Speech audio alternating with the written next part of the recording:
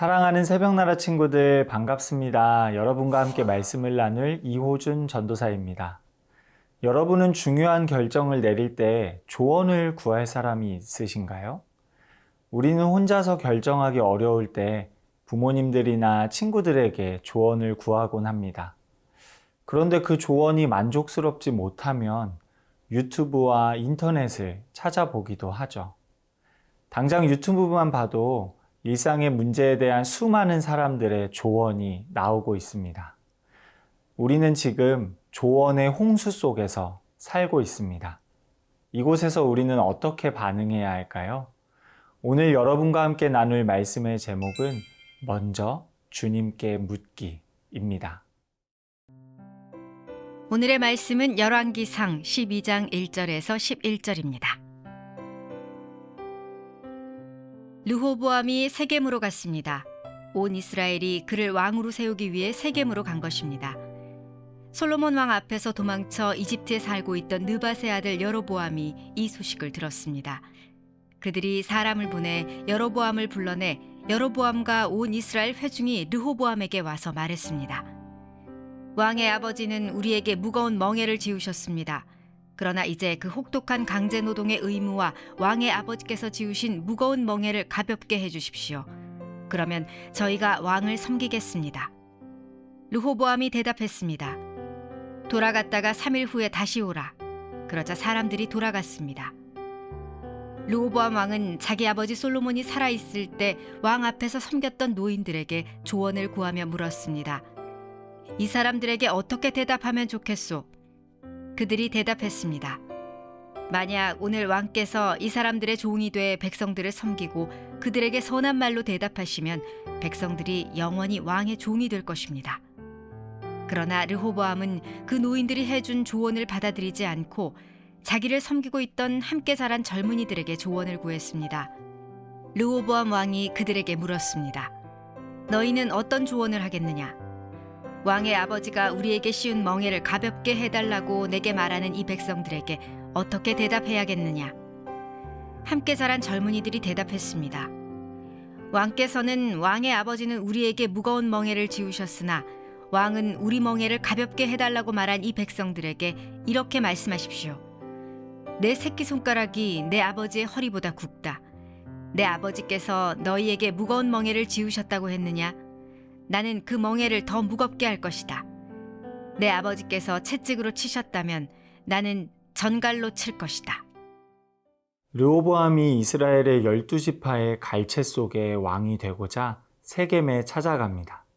당시 이스라엘의 북부 지파들은 솔로몬 통치 후반에 행해졌던 과도한 세금 징수와 강제 노역 동원으로 인해 왕정에 대한 반감이 상당했습니다. 세겜에 모인 백성들은 여로보암을 세겜으로 부릅니다. 여로보암은 과거에 솔로몬 왕에게 인정을 받아 중직에 올랐지만 솔로몬의 통치 방식에 반기를 들었던 인물입니다.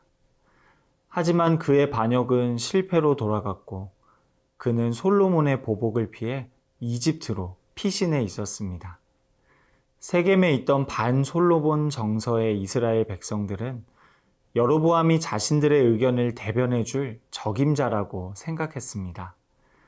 그렇게 르호보암이 세겜에 도착했을 때 여로보암을 중심으로 한 이스라엘 회중은 르호보암을 찾아와 이렇게 말합니다. 오늘 본문 4절을 함께 읽겠습니다.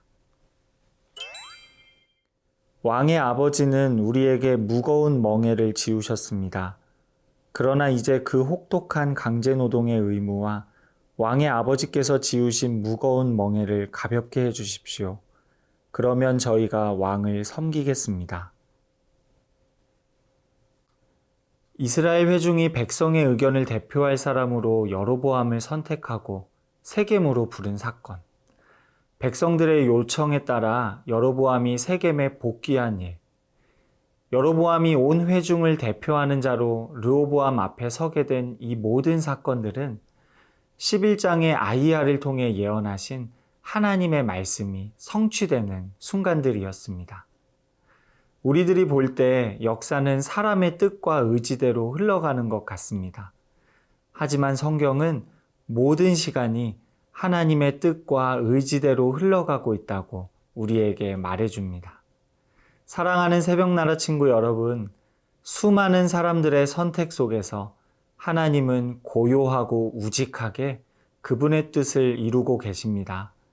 이와 마찬가지로 하나님은 우리의 삶에서 그분의 뜻을 이루시는 일을 멈추지 않으십니다. 그 하나님의 열심 아래에서 우리의 몫은 하나님의 성품에 합당한 방향이 무엇인지 고민하고 선택하는 일입니다. 오늘 하루 나의 삶에 선한 일을 이루고 계신 하나님을 기억하며 그 안에서 여유와 넉넉함을 되찾고 이웃을 향한 하나님의 구체적인 손길로 서는 저와 여러분이 되길 소망합니다.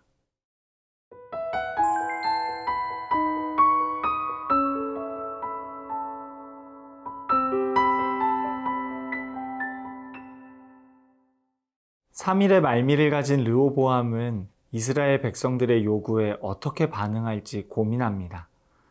그는 먼저 솔로몬 왕을 섬겼던 노인들에게 조언을 구합니다. 그러자 선왕의 신하들은 이렇게 대답합니다. 오늘 본문 7절을 함께 읽겠습니다.